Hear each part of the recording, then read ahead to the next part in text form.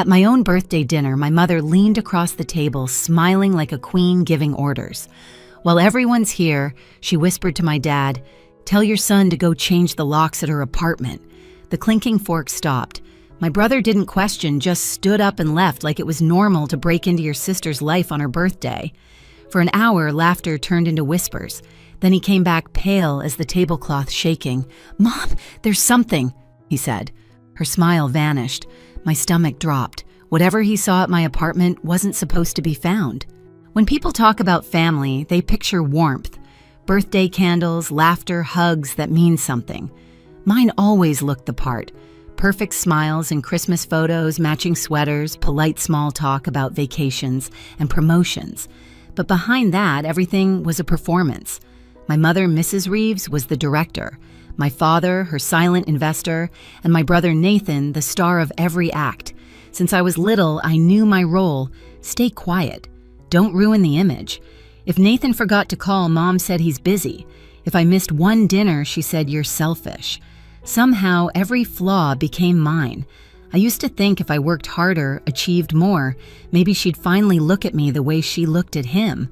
But control doesn't stop when you start succeeding. It just changes form. That night at the restaurant, her whisper wasn't random. She had planned it. I could see it in the way she arranged the seating, Nathan next to Dad, me opposite, like an audience member. Even the cake had his favorite flavor, not mine. And when she said, "While everyone's here," she wasn't just talking about convenience. She wanted witnesses. She wanted power.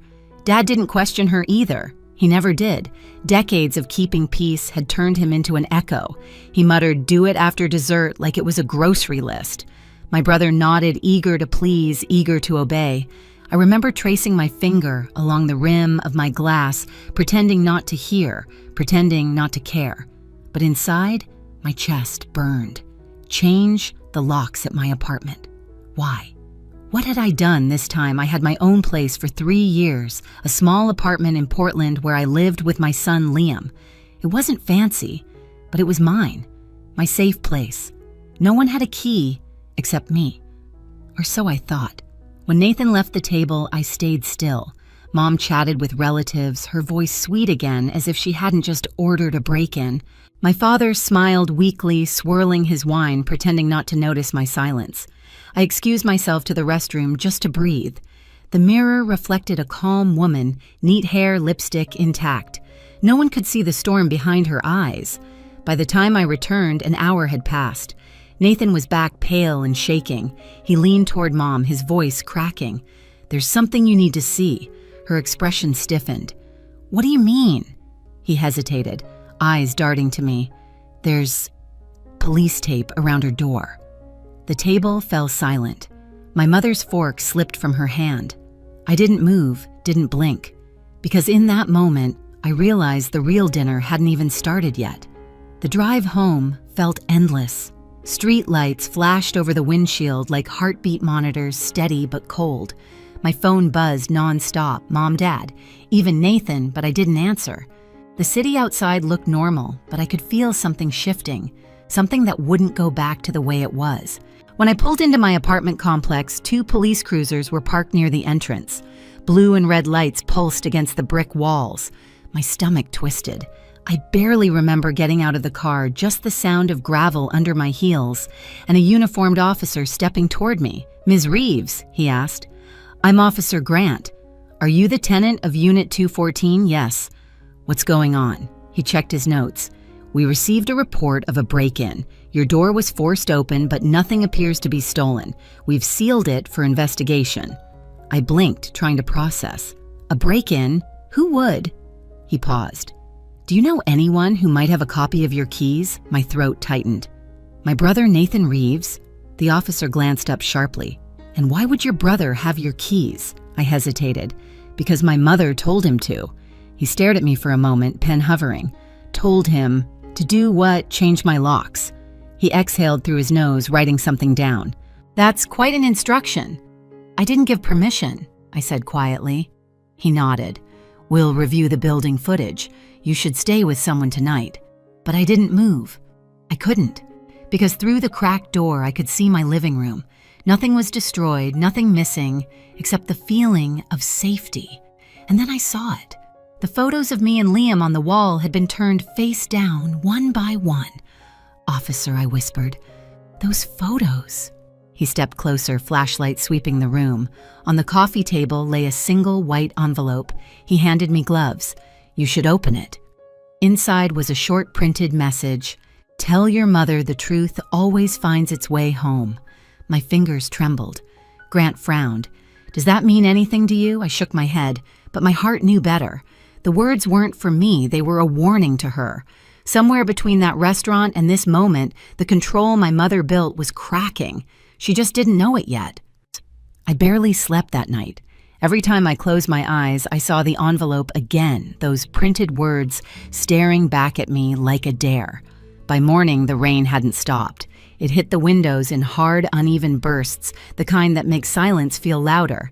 When my phone rang, I thought it was Mom. It wasn't. "Ms. Reeves, this is Officer Grant." His voice was steady, professional. "We traced a payment made to a man named Thomas Hale, the building's maintenance assistant. It came from a bank account under your mother's name." For a second, I didn't breathe. "You're sure?" Completely. The note and the timing line up. "We believe your mother may have hired him to retrieve something from your apartment." Retrieve what I asked, though I already knew. Grant hesitated. "That's what we're trying to determine. I suggest you speak to her directly but carefully." After the call, I sat on the edge of my bed, phone still in my hand, pulse pounding. Hired a man. My mother, who preached about reputation and trust, had committed a crime to invade my life.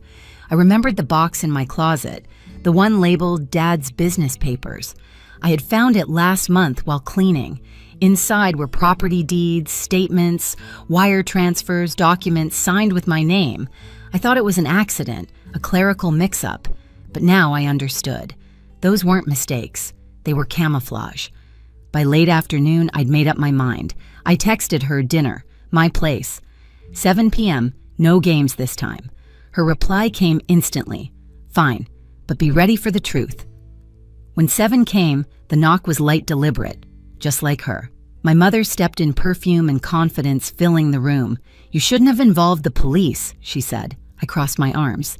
"You shouldn't have hired a man to break into my home." Her lips tightened. "You don't understand what's happening. Then explain it." She glanced around, eyes lingering on the flipped photos. "Those papers you found your father's business isn't simple. Thomas was supposed to retrieve them quietly before you did something reckless." I laughed softly. "You mean before I found out you've been using my name to hide your fraud?" Her face hardened. "Watch your tone, Evelyn." But this time, I didn't lower my voice. "No, Mom. Watch yours." Thunder rolled outside like the sky had been waiting for her to show up. Rain streaked across the window, sliding down in crooked lines that caught the light from the street lamps. My mother stood in the middle of my living room, perfectly still, perfectly put together, heels polished pearls glowing against her black coat. If guilt had a dress code, she'd nailed it. "I was protecting you," she said, voice calm, almost gentle. I tilted my head. "By breaking into my home—" "You don't understand," she said, pacing. "Your father's business has complications, partnerships that can't be made public. If those papers were discovered, it would ruin us." "Us?" I asked. "Or just you?" Her eyes narrowed. "Don't twist this. Everything your father and I have done was to secure this family's future." I almost laughed. "You used my name, Mom. You forged my signature on property deeds and transfer forms. You didn't secure the future, you stole it." Her voice rose, breaking through the hum of the storm. "You think you're some kind of victim. Everything we have you benefited from, college tuition, your first car, that apartment. Do you think those things just appeared? I paid for that apartment myself. I said every word sharp and measured. You just couldn't stand that something had my name on it, without your fingerprints all over it." For the first time, her expression flickered. It wasn't guilt. It was fear. Fear of losing control. She turned toward the window, hiding it. "Evelyn, listen to me carefully. If those documents go public, your father could face prison time." I folded my arms. "Maybe he should." She spun back around. "You wouldn't dare." "I already did," I said softly. "Officer Grant has them." Her face drained of color. "What?" "You wanted the truth out of my house. I delivered it to the police. Lightning flashed across the glass, bright enough to cut her silhouette in half. For a moment, she didn't look like my mother anymore, just a woman cornered by her own lies. "You're destroying your family," she whispered. I stepped closer. "No, Mom. You did that the moment you used me as your shield." She shook her head, stepping back as if I'd struck her. "You don't understand what you're doing." "I do," I said. "I'm setting boundaries. Something you never taught me how to do." The air between us thickened. Every word, every silence, every wound we'd both ignored was suddenly there, alive, breathing. Her eyes glistened, not with tears, but rage. "You think you're strong because you've got the law on your side. You're naive. The world doesn't care about your little revenge." I looked at her steadily.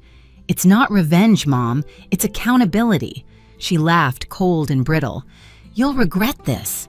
Maybe I said, but at least it'll be my regret.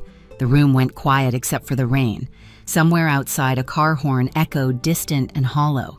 She stood there, chest rising and falling fast, like she was about to lunge or cry or both.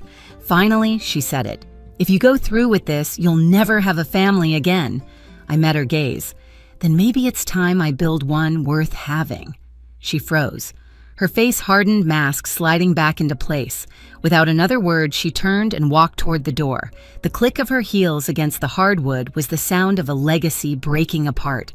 Before she reached the handle, I said, "One more thing." She stopped, didn't turn. "You asked why someone flipped the photos in my apartment," I said. "Maybe because even strangers can tell which way is right side up." Her hand trembled just once before she pulled the door open and disappeared into the storm. The sound of thunder followed her out. For a long time, I stood there watching the door sway slightly from the draft. My hands shook not from fear, but from release. I walked to the table where the envelope still lay. I picked it up, tore it in half, then dropped it into the trash. This time, silence didn't feel like surrender. It felt like ownership. The next morning, I met Officer Grant at the station. My hair was still damp, the air outside heavy with leftover rain. He greeted me with a small nod. "You're sure about this?" "I'm done covering for them," I said. He slid a folder toward me. Inside were photos of the documents, copies of the bank statements, and confirmation that my parents' assets were being frozen pending investigation. "Once this goes to the Financial Crimes Division," he said, "they'll open a full case. You'll be cleared of all liability." I exhaled slowly. "Good." He hesitated. "You know this will make headlines." "I know," I said, "but at least they'll be true."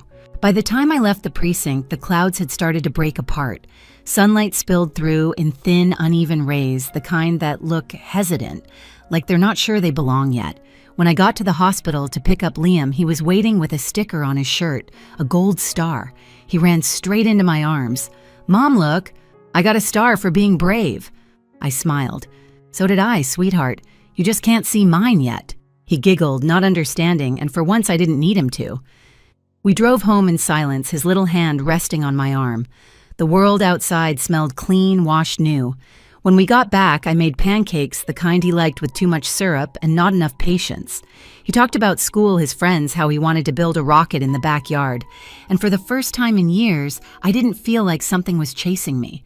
There were still calls I hadn't returned, messages from reporters I didn't plan to answer. Let them talk. The truth didn't need my permission anymore. That night after Liam went to bed, I stood by the window again. The city lights blinked in the distance, reflected in the rain still clinging to the glass. I thought about my parents, not with anger this time, but clarity. They taught me the difference between love and control, between loyalty and silence.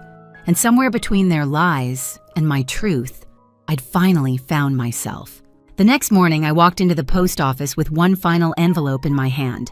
Inside were the remaining documents linking my parents' offshore accounts.